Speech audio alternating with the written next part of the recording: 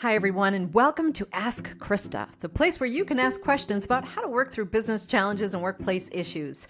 I'm Christa Dhimo, and this is part 3 of my 3-part strategy series. The first part, episode 8, answered the question, what is strategy? The second part, episode 9, answered the question, what do I do if there doesn't seem to be a strategy? This episode answers the question, how do I create goals aligned to my company's strategy if I can't find the strategy? This is a really, really common issue. Even if you are very aware of your strategy and know all of the company goals by heart, and know all of your departmental goals by heart, and know all of your team goals by heart, it's really hard to craft and draft goals. But when you also aren't sure what the strategy is, it means you probably aren't sure about what the corporate goals are either. Or maybe you know them, but you aren't sure how your work impacts them, how you align to them. And as you can imagine, this is a big topic, so I'm going to focus on the basics. How to align your work goals to bigger goals. And stay with me. I promise this won't be as painful as it sounds. This segment isn't about how to craft and draft goals. It's about managing that process when you aren't sure what the strategy is, which infers that you probably aren't clear on how your work impacts or aligns to bigger goals either. And again, this is, sadly, more common than it might feel to you.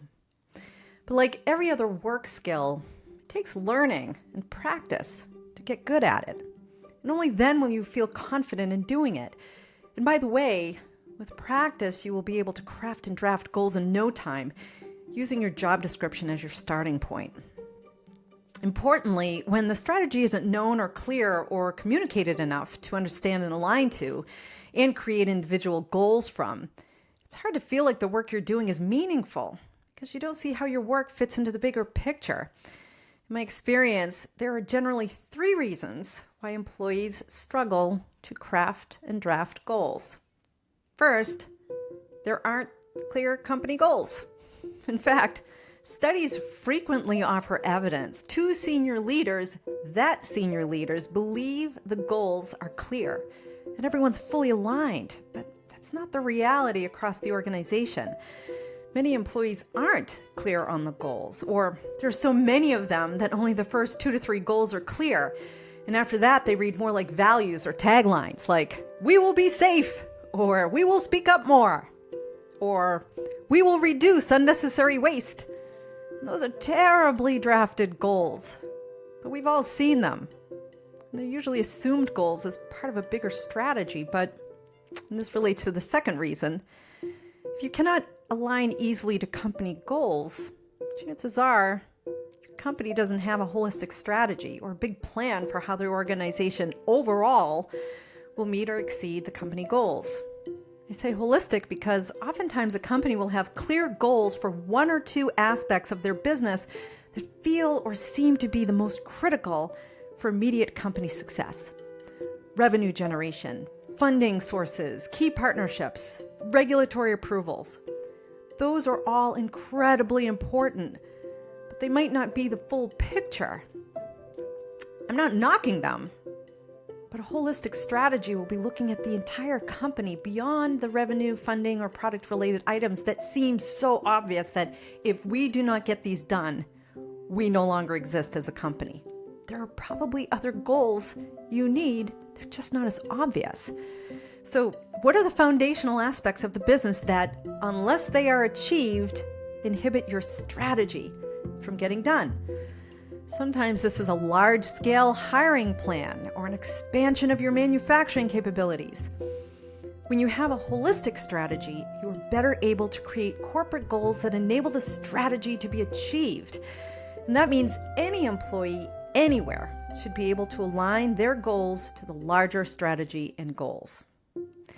The third reason is usually the same issue that dooms a lot of critical aspects of a business, and that's very few know how to do it.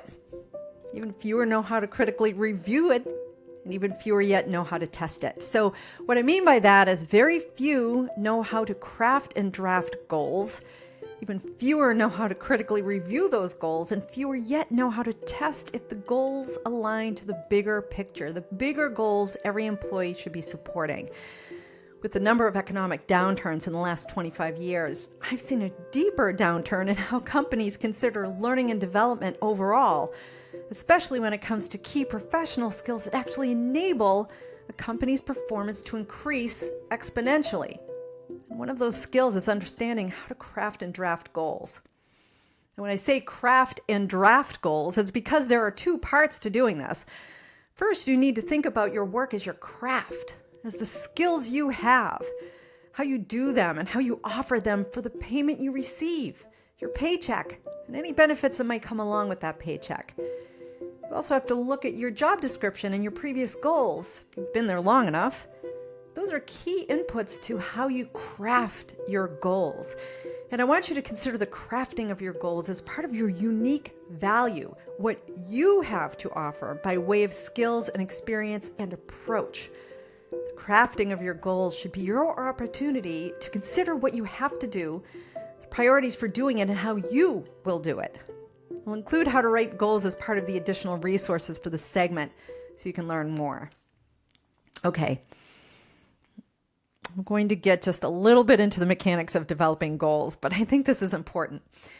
Many use SMART goals, which I think is a useful framework. SMART stands for specific, measurable, achievable, or sometimes called attainable, that's the A, relevant, and time-bound.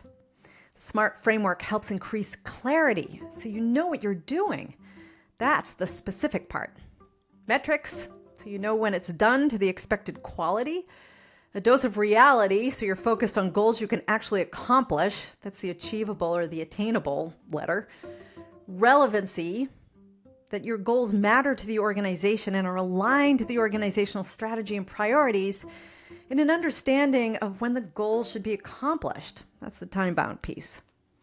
After you craft your goals, you'll be ready to draft them in preparation for a discussion with your manager.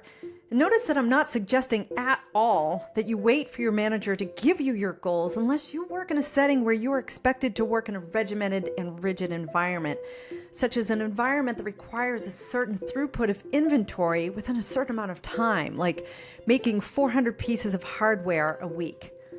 Otherwise, most companies in high-revenue, innovation-related industries offloaded the hand-me-down-my-goals tasks from managers over 30 years ago, so the employees draft their goals and then discuss them with their managers.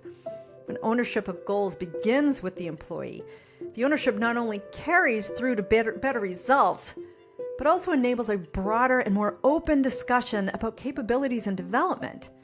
It offloads a lot of work from the manager, too.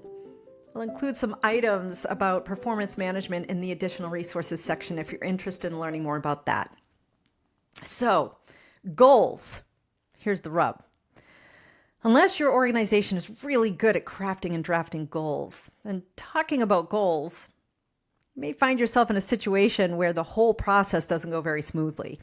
And this is when feeling that there is no strategy can be a primary factor for failure when it comes to setting up your goals. So if you've done the work to craft and draft your goals and you're still feeling a bit lost or feeling the struggle, here are some things you can do. First, be sure you know how to craft and draft goals no matter what. You can look to the resources I'm providing for that. Goals are important, especially approved goals, so everyone agrees on the priorities and the results and how either will be managed. This keeps things honest with you and your manager, and at the very least aligned to your job description, even if you aren't clear about how you align to the strategy and the bigger goals. Approved goals clarifies what you're working on, when, how, and who with. In the case of lacking a strategy, you probably won't have the why or the purpose behind the goals because you do not see how they fit into the roadmap or the strategy. But if you at least look to your team goals or your department goals and align to those, you'll be okay. Second, after learning and getting good at crafting and drafting goals, and at least aligning them to your job description, and you can usually derive them from core responsibilities in that section of your job description or an expected results section. I've seen those in job descriptions also. Seek resources to learn whether there actually is a bigger company strategy, but for some reason, you aren't learning about it. This is covered in episode 9 too. Some might say you should do this first, but no. Attend to crafting your goals first, because that sets your foundation based on your skills, your worth, your job, and role-based expectations. It also narrows the focus to your role, which is the core reason why you're drafting your goals to begin with. The objective is to draft goals related to your job description. So when you craft starting with your job description, you know you're at least in the right field space. Third, focus on what's in front of you. The team goals, your manager's goals, the department goals. If you do not know or cannot find company goals attached to a strategy, then align your goals to the next step up of goals as a key step. For this segment's resources, I included 3 resources about SMART goals. The first is a robust template that offers a description, a fast process, and several examples that I think are relevant to anyone in any type of role. It comes out of the University of California, although it's in the public domain. The second is a short 2.5-minute video in the Mind Tools site about how to set SMART goals. It offers a slightly different medium for learning, where you'll be listening, but you'll also see examples and have the benefit of some written words too. I wanted to be sure to offer a video, though, for those of you who prefer to learn that way. I included a very thorough blog also by Ryan Stoltz at Work Human that describes a performance management system where goals are effectively cascaded throughout the organization. Early on, the blog focuses on project goals, but later in the blog, there's focused on individual goals too. It's an educational blog that's an easy read while offering research-backed evidence, and you know those are my favorite reads, especially when it comes to winning in human domains such as business. Work Human is a fascinating organization. I'm not affiliated with it, but if you're interested in employee engagement and what it takes to enhance employee performance, particularly through reward and recognition and things that tend to bring out the best in good humans, then Work Human is worth a follow on LinkedIn. I also included a blog by Mac Mishke from Perform Yard, which is performance management software. I'm not affiliated with Perform Yard either, nor do I know that much about them. But I liked reading this blog because it also includes rates and numbers based on research while weighing the pros and cons of cascading goals as a driver of performance management. That cascading is what I meant when I said start with your team and then your managers and your department goals and then the corporate goals after that. That's called a cascading effect when you're looking to have your goals supporting the next level up goals and so forth.